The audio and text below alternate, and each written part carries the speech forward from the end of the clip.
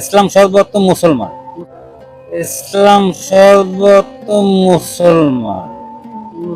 ওয়ালাইকুম আসসালাম ভালো আছেন? রাহমাতুল্লাহি ওয়া বারাকাতুহু। আলহামদুলিল্লাহ ভালো আছি। আপনি তো মুসলমান না? জি। আচ্ছা, একজন মুসলমান হিসেবে আমাদের ইসলামের সকল জ্ঞান বা শরিয়ার সকল জ্ঞান আমাদের থাকা জরুরি।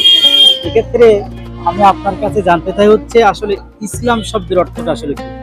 ইসলাম শব্দ অর্থাৎ হলো মুসলমান, ইসলামিক ধর্ম। হ্যাঁ, তারপরে যে নামাজ কালাম পড়ে, ঈমান ঠিক রাখে, মিথ্যা কথা বলে না, তারই বলে মুসলমান। এগুলো হলো ইসলামের সংজ্ঞা। ইসলাম মানে শুধু এক কথাই উত্তর। আসলে ইসলাম শব্দের অর্থ কি? ইসলাম সর্বোত্তম মুসলমান। মুসলমান না, এটা ভুল হইছে। আবার চেষ্টা করেন, পারবেন।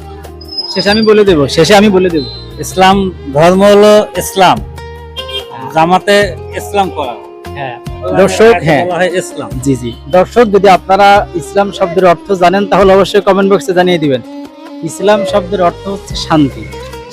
ইসলাম শব্দের অর্থ হচ্ছে শান্তি। শান্তি। ইসলাম শব্দের মূল শব্দ হচ্ছে সালমুন, অর্থাৎ সালাম। আমরা যে সালাম দেই না, সালাম দেই। সালামদের অর্থ কি? যে আপনার উপরে শান্তি বর্ষিত হোক। তাহলে ইসলাম শব্দের অর্থ হচ্ছে সালাম, শান্তি। শান্তি, ইসলাম শব্দের অর্থ শান্তি। জি, ধন্যবাদ আমাদেরকে সময় দেওয়ার জন্য। অসংখ্য অসংখ্য ধন্যবাদ।